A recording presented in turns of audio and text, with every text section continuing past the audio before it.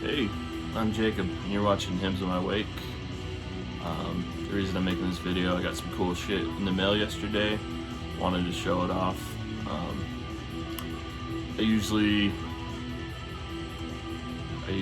don't show shit right away, but most of the stuff is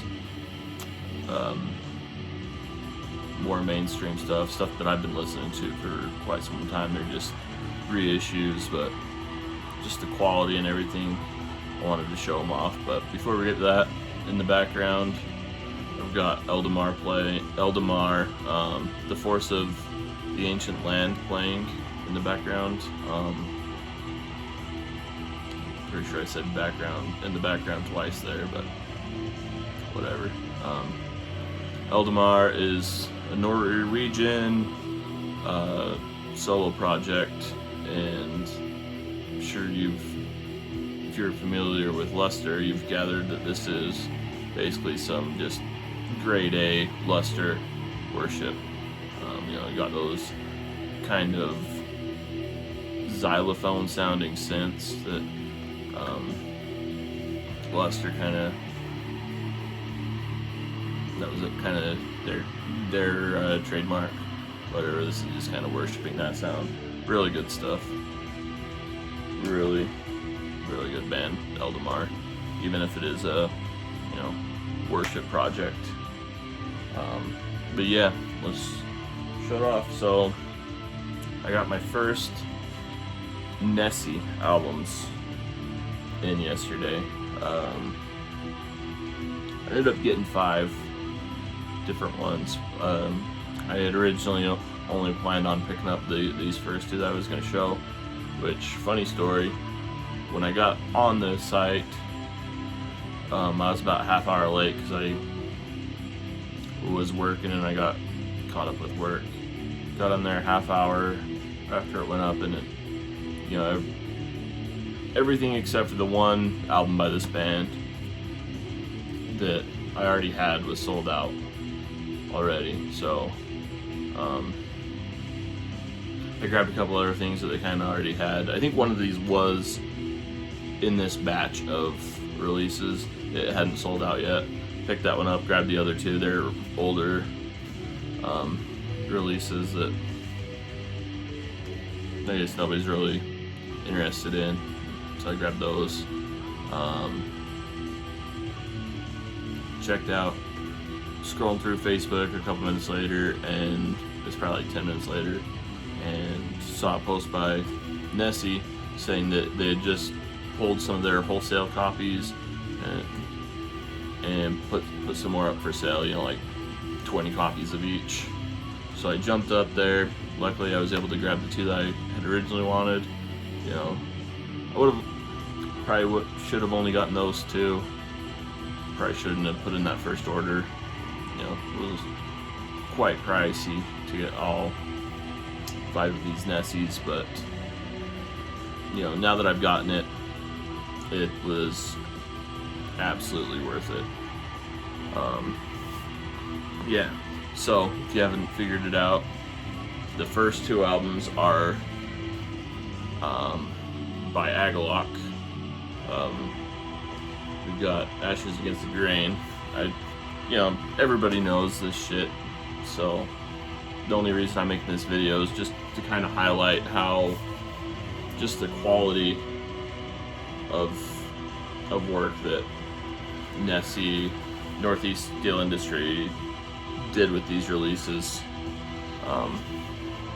Of course, you got the OB strip, or OBI strip. I'm sure the quality of the jacket doesn't really show it, but it's really nice quality on the jacket.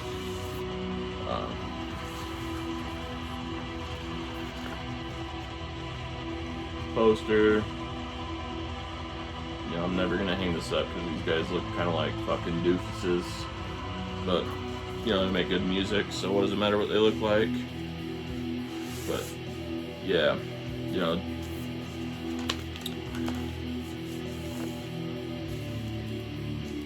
there's that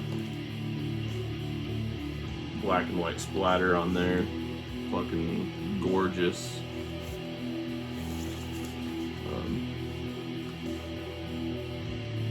Center label is kind of pulling from that, I believe it's alternate artwork for this album. I know it's the artwork that it shows on Spotify. So I think it's an alternate, but so yeah, that, and it's all 180 gram vinyl. Again, that alternate art on this book, lyric book.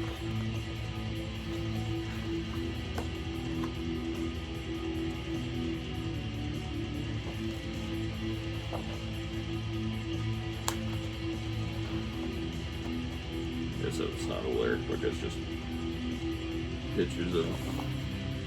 pictures of the guys and picture of a campfire, whatever. Yeah, I'm nothing but impressed with these sturdy jackets, sturdy 180 gram vinyl. It's got a nice, like, kind of matte feel to it. Yeah. Packaged super well. Nothing's got any sort of corner dings, anything on these. Actually ended up coming through FedEx instead of the USPS, which was kind of nice, at least in my area. FedEx has always seemed to handle things well, and be delicate with everything and whatnot. And then we have the mantle, my personal favorite. Another poster on this one.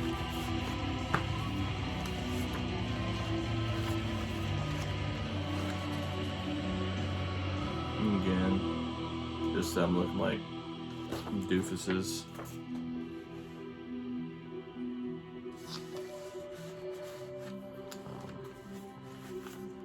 I think this one was a black and white splatter as well. A little bit different though. That one isn't as good looking as the other one, I don't think. Yeah.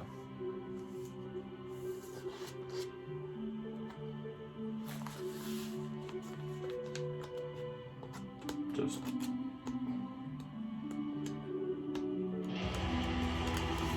incredible artwork on that, or you know what I mean. Another booklet.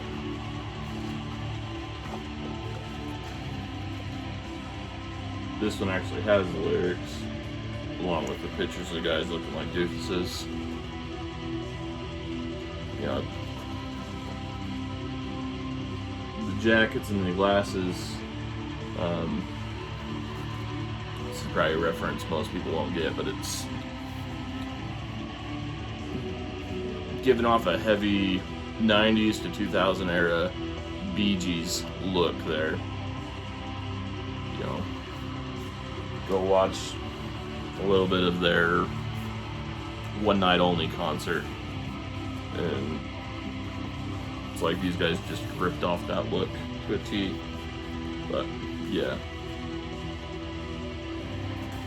amazing quality on these. Now this one's my personal favorite out of all of these. Winter's Gate by Insomnium. This is their second newest full length. I think they have another one coming out this year. They've dropped two, like, I guess, singles so far. I think they're supposed to be from an album. It's coming up. This one is just one 40-minute song, kind of based on a short story that I actually haven't read it yet. I remember thinking that I was eventually going to get to it with the CD, But yeah, look at it's fucking gorgeous on this. Reminds me kind of like a snowy mountain landscape and then the night sky above it. That's the vibe I got from this record. That kind of bluish purpley tint in the middle. Yeah. And then this is what I thought was really was pretty cool as well. Here's the short story that goes with it. We've got the, they're Chinese pressings, so we've got it all in Mandarin, I'm guessing here. But then you got this whole other bigger booklet that is in 3 different languages, I believe. There's German, English, and I believe it's Finnish. So I think Insomnium is from Finland, I believe, if I'm remembering correctly. So yeah, another, immaculate release.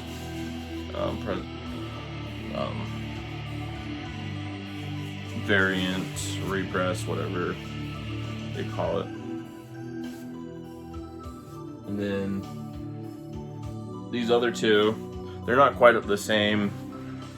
I think these were some pretty early NESI releases. They're not quite up to the standard of those previous 3, but I love this band. It was actually pretty much the cheapest way to get copies of these albums, so I jumped on it anyways. We have Deaf to Our Prayers by Heaven Shall Burn. I think this is their 4th full length, and the coloring on this one is really cool as well.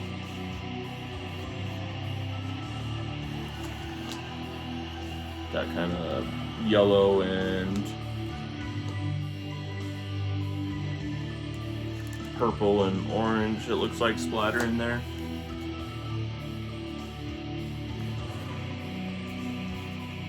No inserts on this, but it is a gatefold. Got the lyrics and stuff in there. Yeah.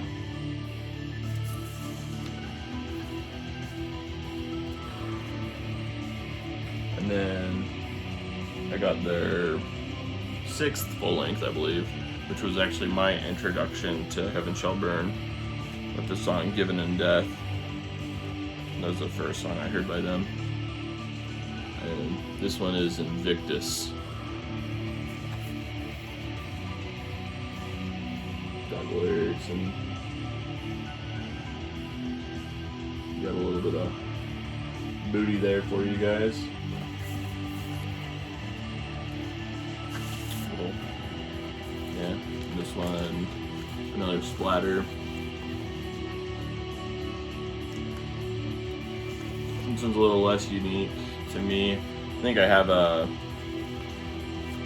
another album that's almost identical to this one. I think it's Winter Philith, however you say it, album that I have that's almost identical to that. But yeah.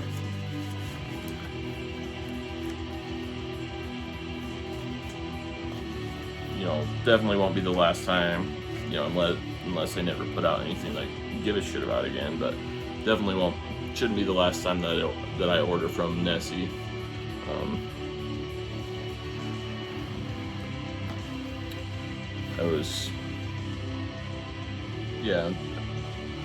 I knew they were known for being pretty high quality releases, but it's it went a bit beyond what I was expecting, and so yeah, figured I'd show you guys that stuff, kind of highlight it in case anybody was thinking about ordering some of them in the future and wasn't sure, whatever. But yeah, and I got one more album yesterday that I wanted to show off because it kind of fits in this theme of having just immaculate presentation, and that is the Cultifier double album from last year, Moksha and Nirvana. Pretty cool how they did this. It's a gatefold and they put the cover art of each part of the double album on opposite sides. It's just on, this copy's just on black, so I won't show the records. I guess I could show the center labels real quick. They're identical on each side, just different letters and whatever. Yeah. So back to the gatefold.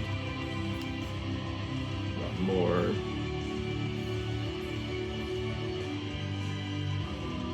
awesome artwork in there. There's so much detail in all this.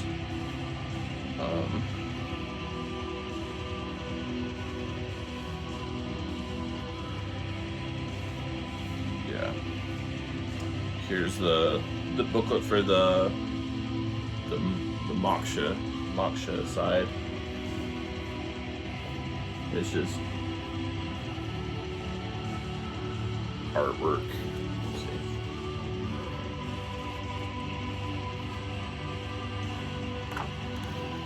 Start here.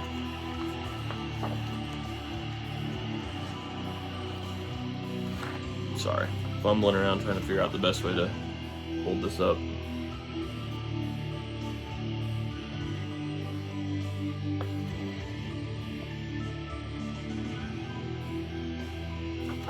Sorry about the glare from the light here. But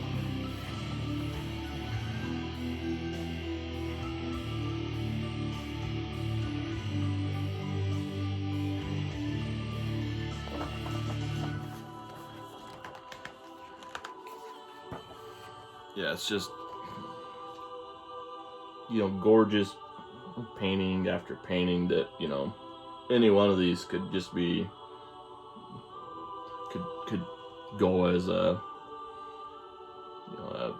cover art for the album, and to go through what it would take to get to, I don't know who the artist was, I probably should have looked into that before, but to just pack this album full of so much artwork couldn't have been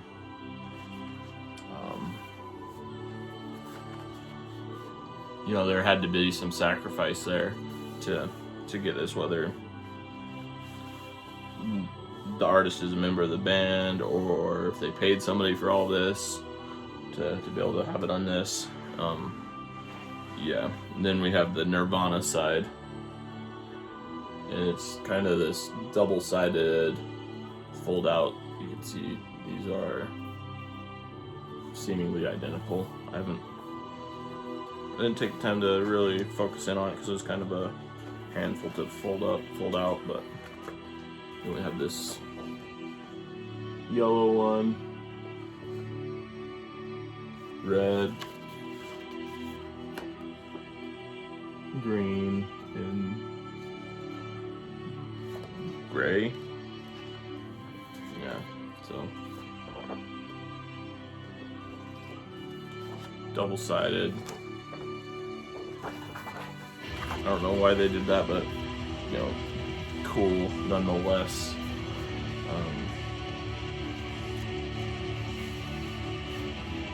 This is all very. It's a very, as I'm sure you can notice from everything I showed with it, it's very expansive, very rooted in Eastern religion and philosophy and spirituality.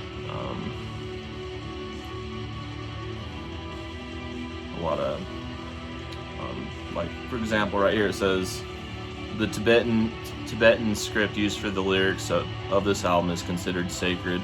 Please do not keep the CD vinyl on the floor, and do not step over it.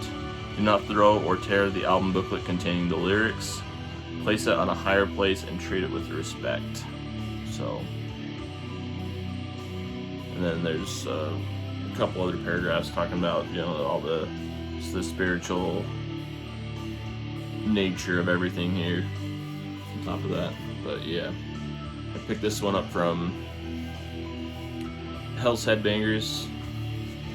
They got a couple copies in last week. I almost didn't because the price was pretty high for it. But I had looked into getting it when it first went from the Bandcamp for Cultifier, and you know, it was overseas and the shipping was insane. And so even the price I paid from Hell's Headbangers was, you know, worth it, I guess. Like I ended up saving money that way. Yeah, definitely if you've been looking for this album, definitely worth picking up on vinyl as opposed to, you know, just your streaming whatever. But yeah, I think that's all I got to show for today. Just wanted to kind of highlight the quality of all these records. Yeah, we'll see you guys next time.